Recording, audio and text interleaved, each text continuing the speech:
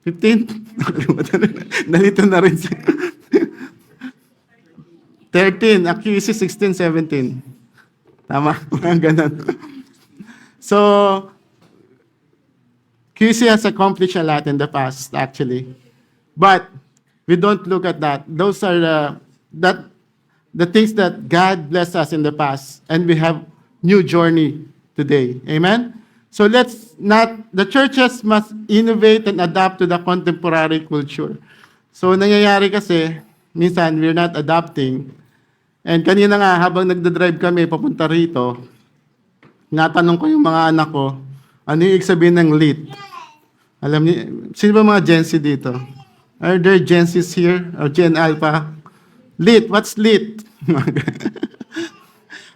What's no cap? Ano ba yun? Sinabi yung kanina? Sigma, may sasapang sigma eh. So, hindi ko na alam yun. But, alam niyo po ba yung, yung dictionary word? Ito kasi nangyayari, no? Bago ko po sabihin yung dictionary word of the year last year. Ito po yung nangyayari. 40% of Catholics is out of date. 29 see Christianity as anti-science. Hindi po natin na-address itong mga issue na to. Sabi nila, boring daw yung church. God seems missing in the church, not relevant to career, walang kalaman yan sa trabaho ko, something like that. Bible not taught clearly or often enough. 25% churches demonize everything outside the church. 22% ignore the world problems, yung mga issues, current issues. Ito yung mga reason na hindi minsan na-address ng church, which I think it's high time for us to address these things. 35% says that Christians are too confident, they know the answer, nagiging exclusive tayo. Well, the truth is exclusive, but the truth must be said still in a way na maintindihan po ng iba. Kasi sometimes we don't adapt. Yung sabi ko, yung mga kabataan ngayon, lalo na Gen Alpha, Gen Z, hindi na nila naiintindihan tong mga how we approach them. So, ano po yung nakita ko dito? Ano yung word for the year last year? Hulaan niyo po kung ano. Sino po yung mga nanay dito? Sino yung mga Gen Z? 6, 7. Nakita ko lang. Ano yung sabihin nun? 6, 7. Sabi daw, wala lang, that's nonsensical word daw. Pero you know what? What we can do? Ay, may nakita ko nag-post nito, no, 6, 7. Gawin natin sa mga bata, but why not make it like, be creative and make a memory verse out of it? Like, may nakita nga ako, Galatians 6, 7. Do not be deceived, God is not mocked. No? Whatever you sow, you shall also reap. No? Ganun na natin, di ba? What's Galatians 6:7? 6:7. So why not be creative? Kung anong nakaka-relate sila, gawin natin in creative way para sila may disciple din. Amen? So I think dito marami kasi mga bata rito and mga youth. So that's it. Because even Paul did that. He became Jew to the Jew in order to win the Jews. Amen? So that's it. The problem also is when refusing to be in the community. Sometimes, nangyayari, tayo na lang sometimes, but I know you're reaching the community, especially the alcohol community, right? So, wag po nating itigil yon. Let's always reach the community. Kasi yun po yung ginawa ni Jesus Christ. Lumalabas siya. Okay? Hindi po si Jesus Christ sabi, in-invite kita doon sa synagogue, pumunta ka, nandun ako. Wala pong ganun ginagawa sa Jesus Christ. Yung ginagawa ni Jesus, siya mismo ang nagre-reach out sa mga tao. Amen? When he saw the crowds, he had compassion for them. And that's why, the reason, bakit niya ginagawa yun, dahil may compassion siya sa mga tao na to, which are helpless and hopeless and harassed. Kasi nga po, sabi ni Francis Chan, Christians are like manure. Alam niyo manure? Pataba yan, di ba? Na galing sa mga ebak ba yun? Spread them out and they will help everything grow better, but keep them in one big pile, mabaho. It stinks. That's why spread out tayo mga kapatid. Amen? Praise God. And problem number 5, prayer become lesser thing. I cannot stress it more than, really, pag wala pong prayer sa church, don't expect that the church will be successful. This is the primary. Pag wala pong nagpe-pray na church, sabi nga kanina, walang mga kalyo yung mga paa, ay mga tuhod pala, tuhod ng mga church members. Don't expect that God is going to move in the church. Because it says here, time spent in prayer will yield more than that given to work, because prayer itself is work. Amen? Sabi natin, prayer, totoo naman yun, sa Diyos ang awa, sa taong gawa. But really, you will not know what to do if you don't pray and ask God for guidance first. And ask God for the miracles. And God moves, usually in prayers. Amen? Lahat po ng mga miracle, kagalingan, and everything because of the prayer of your brethren. Amen? So, misallocating resources. Ito po yung medyo, minsan, ayaw natin i-tackle, which is about resources. Align money with mission. That's why I ask, and I appeal to everyone to ask the Lord for the wisdom for the leaders how to allocate these funds. Because, gusto po nating tumulong, yung pong part ng mga binibigay nyo is na pupunta sa tinatawag natin na SSS. Sino pong secretary, dito, treasurer? Alam niyo na Ate Maricel, no?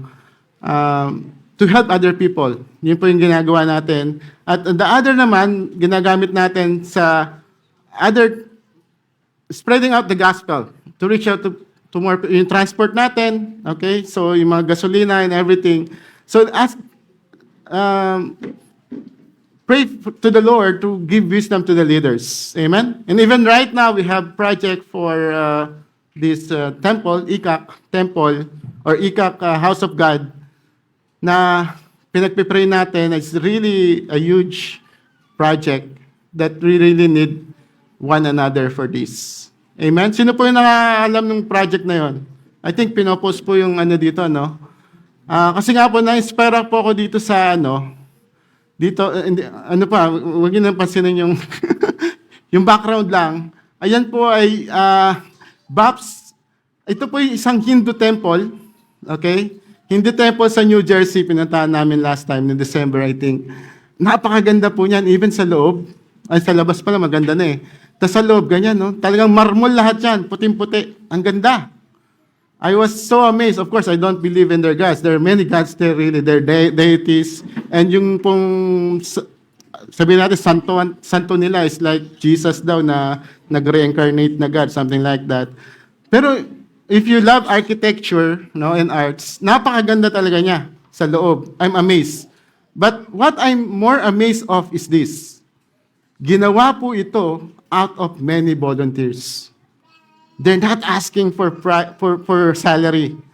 12,500 people, 12 years in construction, volunteers, yung iba dyan, teacher, nurse, project manager, engineer, software developer, they went there to build this temple.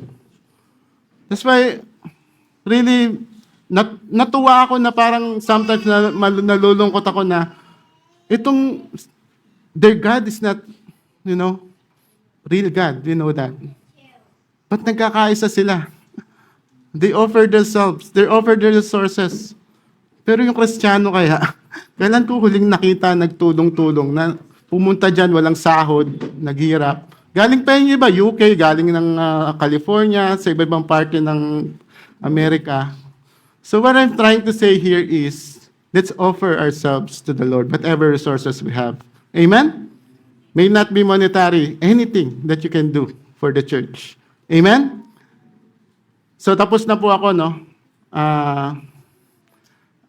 Unti-unti ko na lang po to. Of course, number 7, wag mo natin kalimutan. Pag namamatay ang church kapag nakalimutan natin yung Great Commission. Really, ito po yung discipleship and evangelism. It doesn't end in evangelism. Okay? We're not hindi po converts lang ang gusto natin. We want disciples. We want disciples that will disciple other people as well. Minsan kasi sabihin nga, okay na yan, ano na yan, na born again na yan. Pero ang tanong, is he discipled? So let's pray na ilin po yung heart natin. Maintain outward vision. Go into the world and proclaim the gospel. Even Jesus, leaving 99 to find one seems crazy until you are the one. Kung nagawa po ng Panginoon yung sa atin na hinahanap niya tayo, ano pa kaya, I pray, na bawat sa atin ay maghanap. Miski isang kaluluwa. Alright? Of course, I know, maraming kaluluwa ang ninanais nyo. Miski isang kaluluwa, mag-start tayo sa pamilya natin. Amen? At sa mga kakilala natin. Ito, last na po mga kapatid, lack of pastoral care. Why churches die daw po? Support your pastors. Amen? Lalo na po rito, doon po sa Amerika, may sahod po yung mga pastor. Actually, may resume sila, nag-a-apply sila, may sahod sila. Dito po sa Qatar, ang tawag dito is bivocational. Dalawa, nagpapastor habang nagtatrabaho. And it's not easy. Really. In some way, in many ways. That's why we need your prayers. We need your support. Si Pastor Charles, si Pastor Wilmore, Pastor Beda. Si Pastor Beda nga, pati ikak, nagpapastor din siya aside from QEC. It's really not easy. Kaya nga I pray, kahit pa paano, ilabas niyo man lang si Pastor Charles, kahit dyan lang sa, saan ba mga ganang restaurant niya, Pastor? Ha? Tea time, kahit tea time lang. Just to encourage them, encourage him, no? Praise God. So last na po yun. Let the one who is taught the word share all good things with the one who teaches. So yun na po yun. To keep our church truly alive and shining, gawin po natin lahat to. Amen? At ito po yung promise ng Panginoon. The one who conquers will be clothed thus in white garments, and I will never blot his name out of the book of life. I will confess his name before my Father and before the angels. Amen? The greatest thing that can happen to you it's not that you do miracles, you do good works. Di ba? Sabi rin yun, minsan, it's not because you can cast demons. It is because your name is written in the book of life. And that's the greatest blessing. Amen? And that's what God wants us to experience. The salvation from the Lord. Amen? If you remain, sabi dito, he who has an ear, let him hear what the Spirit says to the churches. So ngayon po, yung pong mga church na iba na wala, for some reason, perhaps they didn't do what God wants them to do. So meron pong isang church in Smyrna. Until 1922, just recently, in 20th century, doon lang sila nag-end. It's located in modern-day Turkey. Hanggang ngayon, meron pa rin yun. I-google nyo ulit. Meron pa rin isang church doon. Ito po yung Church of Smyrna. They still exist, but they experience a lot of tribulation. Pero yun po yung lahat, yung Ephesus and everything, even Ephesus, Paul is the one who established it, founded it, but it didn't last.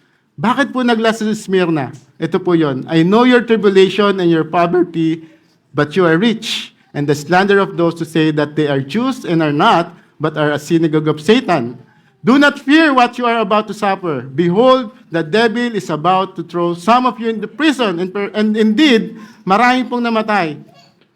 If not millions, I'm not sure, but hundreds of thousands of Christians namatay po in the history.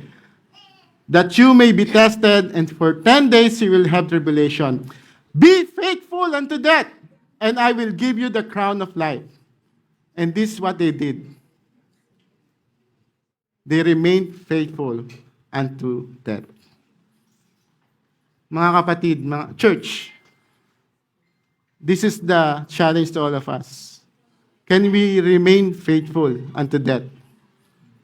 I know you hearing news, another nation, restricted nation, na marami pong namamatay na Kristiyano. Ang tanong po, kung kayo po kaya nandun, ano po mangyayari? Kaya nyo kayang panindigan ang paniniwala nyo, ang yung faith? Or kung naramdaman nyo na yung threat, titiklop kayo. Kayo lang po ang makakasagot niya, mga kapatid. The conclusion and challenge to us is this.